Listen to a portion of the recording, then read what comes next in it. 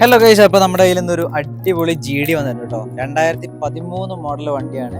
Accidents replacement കാര്യങ്ങളൊന്നും ഇല്ലാത്ത NEET വണ്ടിയാണ്. ലൈറ്റിന് ചെറിയൊരു കളർ ചേഞ്ച് വന്നിട്ടുണ്ട്, അല്ലാണ്ട് ഇപ്പോൾ വേറെ സ്ക്രാച്ചോ കാര്യങ്ങളോ ഒന്നുമില്ല ഫ്രണ്ട് ലൈറ്റിന് കേട്ടോ. പിന്നെ KL 56 രജിസ്ട്രേഷനിലാണ് വണ്ടി വരുന്നത്.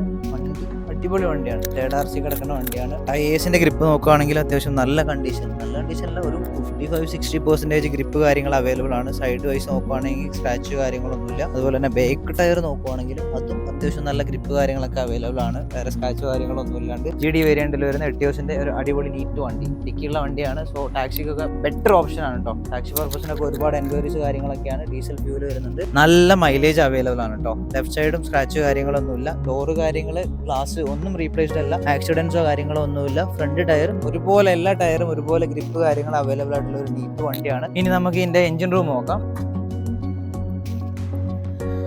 ഇതാണ് ഗൈസ് നമ്മുടെ എഞ്ചിൻ റൂം എന്ന് പറയുന്നത്.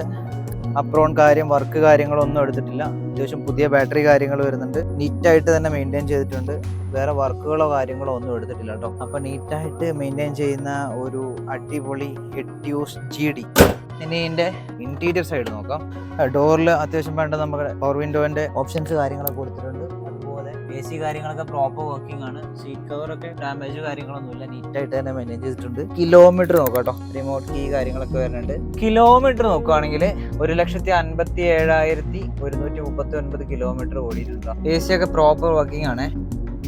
നല്ല കൂളിങ് കാര്യങ്ങളൊക്കെ ഉണ്ട്. ഒരു അടിപൊളി സ്റ്റീരിയോ വരുന്നുണ്ട്. പിന്നെ വന്നിട്ട് നമുക്കിടെ ഇതിന്റെ ഡിക്കി സൈഡ് ഒന്ന് നോക്കാം. ഇതാണ് നമ്മുടെ ഡിക്കി സൈഡ്. അത്യാവശ്യം ഗ്രിപ്പ് അവൈലബിൾ ആയിട്ടുള്ള ഒരു ടയർ ഉണ്ട് കേട്ടോ. ഒരു 45-50% അപ്പോൾ ഗ്രിപ്പ് കാര്യങ്ങൾ അവൈലബിൾ ആയിട്ടുള്ള ഒരു ടയറാണ്. വേറെ ബാക്ക് സൈഡ് വർക്ക് കാര്യങ്ങളൊന്നുമില്ല, ആക്സിഡന്റോ കാര്യങ്ങളൊന്നും ഇല്ലാത്ത നീറ്റ് വണ്ടിയാണ്. അപ്പോൾ വണ്ടിക്ക് ആസ്ക് ചെയ്യണ പ്രൈസ് എന്ന് പറഞ്ഞിട്ടുണ്ടെങ്കിൽ 4,50,000 രൂപയാണ്.